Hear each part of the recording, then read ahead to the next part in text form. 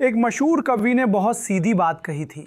अगर कोई आपको ध्यान से सुन ले तो उसमें आपके कहने का गौरव नहीं, उसके सुनने का बड़प्पन होता है। और शायद यही वजह है कि आज हम सब खुद को बहुत छोटा महसूस कर रहे हैं, क्योंकि हम बोल तो बहुत रहे हैं पर सुनने वाले धीरे धीरे ख़त्म हो रहे हैं। हम एक ऐसे समय में जी रहे हैं जहां हर किसी के पास कहने के लिए बहुत कुछ है पर समझने की फुर्सत नहीं।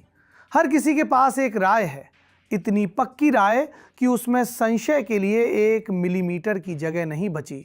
हम तय करके बैठे हैं कि सच क्या है, और जो हमारे सच से अलग बोले या तो वो बिक चुका है, या देशद्रोही है, या मूर्ख है। बीच का आदमी आज सबसे ज़्यादा अकेला है। पढ़ने से डर क्यों लगता है? मुझे लगता है हमारी पीढ़ी को पढ़ने से डर लगने लगा है। क्यों? क्योंकि पढ़ना अकेले का काम है। वहाँ कोई फिल्टर नहीं होता, कोई लाइक नहीं, कोई तालियां नहीं। पढ़ते वक्त आप खुद से झूठ नहीं बोल सकते। जब आप पढ़ते हैं तो किताब आईना बन जाती है, और आईना हमेशा असहज करता है। वहाँ आपकी सारी कमज़ोरियाँ दिखती हैं, आपका गुस्सा, आपका डर, आपका अहंकार, आपकी क्रूरता। इसलिए हम रील देखते हैं, वीडियो देखते हैं, शॉर्ट्स देखते हैं, क्योंकि वहाँ हम सिर्फ उपभोक्ता होते हैं, जिम्मेदार इंसान नहीं। हम क्यों इतना गुस्से में हैं? आज हर कोई थोड़ा गुस्से में है। कोई अपने माता पिता से, कोई अपने करियर से, कोई अपने शरीर से, कोई अपने देश से, और सबसे ज़्यादा खुद से।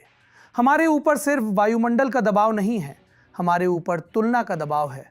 कितने फॉलोअर्स, कौन सी ब्रांड की शर्ट, कौन सा फ़ोन, कौन सी नौकरी, और अगर इनमें से कुछ नहीं हुआ तो हम खुद को नाकाम मान लेते हैं। पढ़ना क्या करता है? पढ़ना आपको शांत नहीं करता, पढ़ना आपको ईमानदार करता है।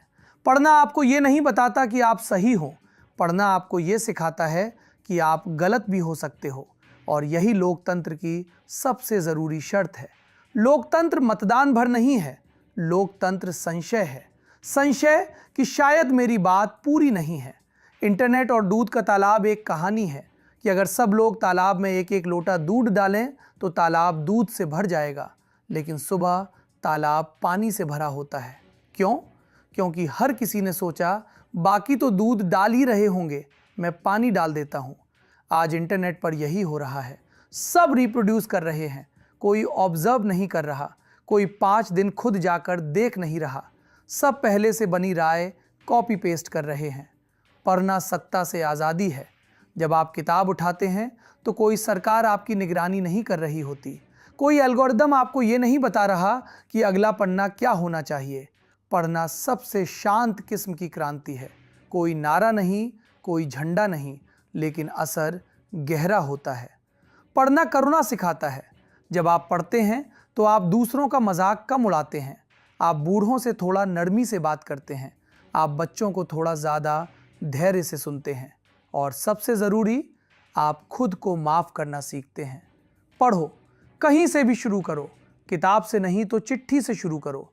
अपनी दादी की पुरानी चिट्ठी, 2 साल पुराना अखबार, दूध वाले का हिसाब लिखा पुराना कैलेंडर, कहीं से भी बस पढ़ना शुरू करो। हमारी समस्या ज्ञान की कमी नहीं है, हमारी समस्या संशय की कमी है, और संशय पढ़ने से आता है। पढ़ो ताकि डर कम लगे, पढ़ो ताकि गुस्सा कम हो, पढ़ो ताकि इंसान बचे रहें, क्योंकि जो नहीं पढ़ता वो बहुत आसानी से भीड़ का हिस्सा बन जाता है, और जो पढ़ता है वो अक्सर अकेला होता है, लेकिन वही इतिहास बदलता है।